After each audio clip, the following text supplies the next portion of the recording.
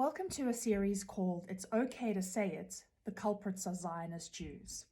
So a lot of people are speaking to the decolonization process on Earth right now, but they're labeling the cause of the problem as white supremacy and white capital. And this series is here to explain to you that it's not white supremacy or white capital, but Jewish supremacy and Jewish capital. And that's just a fact. I know we've all been conditioned to be afraid to point out the Jew in the room through education and media and various systems that happen to be owned by Zionist Jews, and we'll get to that in another part in this series. But for today, let's discuss who actually controls capital, and then you decide whether you want to keep saying white capital or if you want to call it what it is. So international Jewish bankers that currently own the Fed, I'm reading out of this book, Exposing the Lies of History, Deprogramming 101, Reed T. Sainsbury, great book. Okay, Rothschild, Banks of London and Berlin, Lazard Brothers, Bank of Paris, Israel Moses, Seif Banks of Italy, Warburg, Banks of Hamburg, Germany and Amsterdam, Lehman Brothers, Bank of New York, Kuhn Loeb & Co. of Germany and New York, Chase Manhattan, Rockefeller, Bank of New York, Goldman Sachs, Bank of New York. Those are all Zionist Jews. That's the major banks, central banks in the world, are all owned and controlled by actual Zionist Jews. I know they might be white of skin, but deeper than the color of their skin, because everything, Italians are white, Greeks are white, Romanians are white. What does that even mean? And Jews look white. So let's stop saying white capital and say Jewish capital, because that's the truth. See, if there were a bunch of banks and central money was being used to create wars and genocide, and I wanted to speak about that, and all of those banks were owned by Greeks, I would say the Greek-owned banks. I wouldn't say white capital, I would say Greek capital, because when you trace it all back, all of the banks are owned by Greeks or Jews. That's just how it is. I'm sorry the word Jew makes people feel uncomfortable, but that's the facts here, all right? Now I'm going to read to you a bit out of this book. The Rothschild Bankers, World Puppet Masters. The Jewish Rothschilds Bank of England owns nearly every central bank in the world. Mayer Amschel Bauer, born in Frankfurt, Germany in 1744, followed his father's footsteps as a moneylender. Okay, further down here. Rothschild discovered loaning money to governments and royal families was far more profitable than loaning money to individuals because the loans were substantially larger and secured by the nation's taxes. The clever Rothschilds and banking partners, Warburg-controlled Mendelssohn Bank of Amsterdam and J. Henry Schroeder Bank, financed communist Russia during World War II and Adolf Hitler's Third Reich.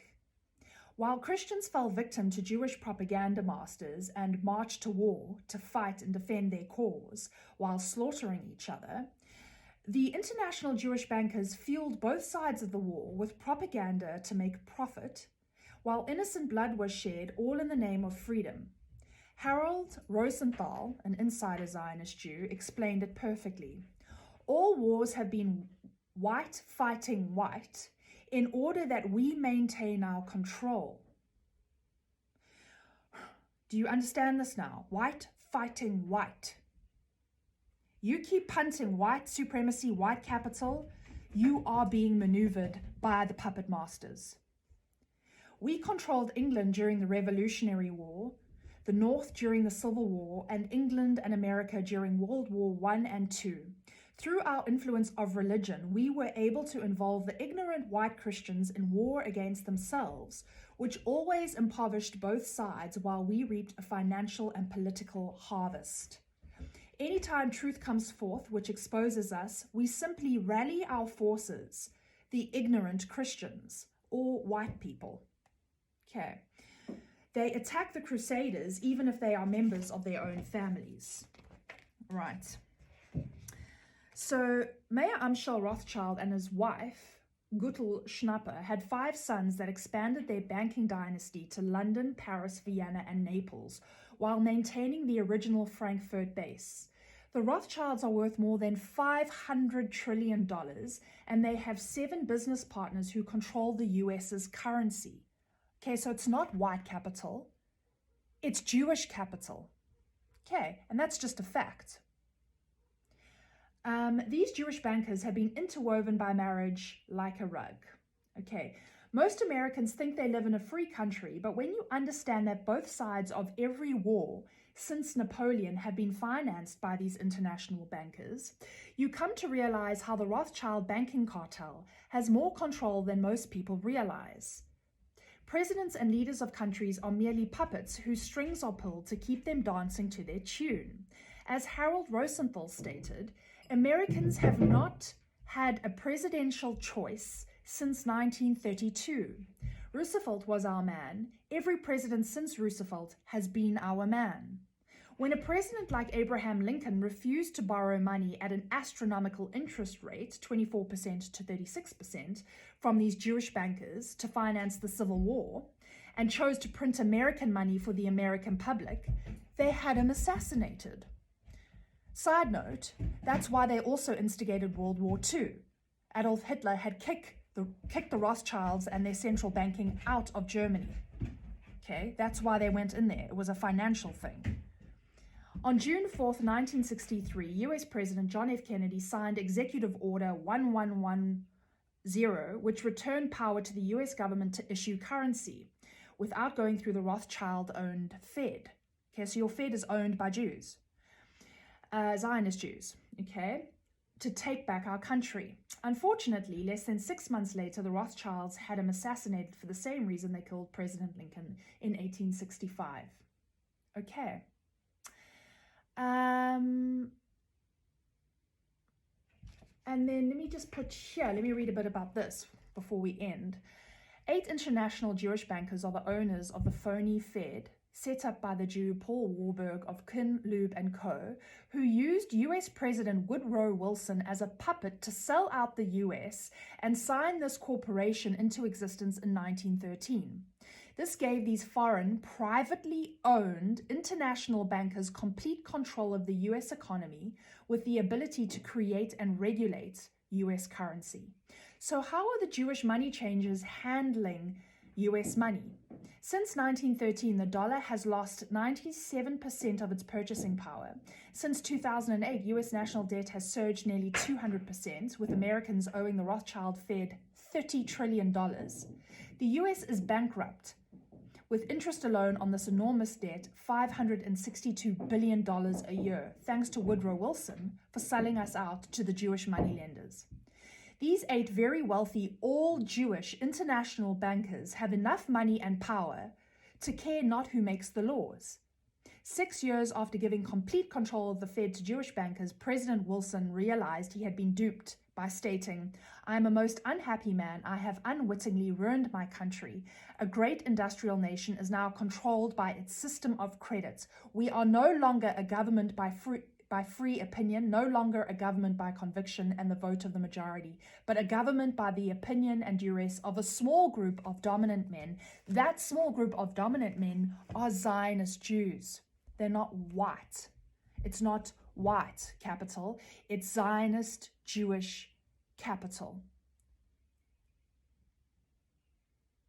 Okay, so I suggest reading this book. It's brilliant. It's absolutely brilliant.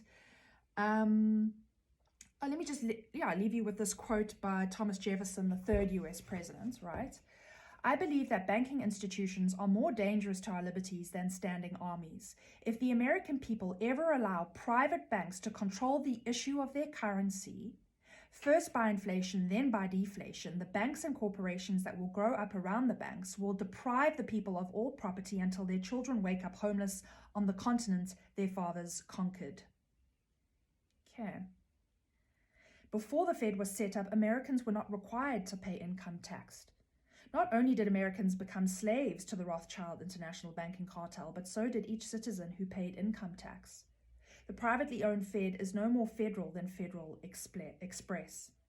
Conservative estimates calculate Fed profits exceed $150 billion a year, and yet they have never once published their accounts or records. So my question is, are you brave enough to say that it's Jewish capital and it's Jewish supremacy and it's Jewish domination? In the next few episodes of the series, I'm going to be going into different aspects of culture where we are being dominated, right? And you will discover that at the root of all of those are Zionist Jews. So today we've ascertained that capital is in fact controlled by Zionist Jews. And if you continue to say white, knowing this, you are in fact playing, wittingly or unwittingly, into their game of deception and double play. Remember that the Talmud says to dominate through deception and double play. So liberal woke media controlled by Zionist Jews, which I'll get into in another episode, has taught people to pin colonization on whites. Meantime, all roads are clearly leading to a group of self-proclaimed Zionist Jews. It's just obvious. This isn't a conspiracy. This is factual information. This is factual information. Okay. Sending love.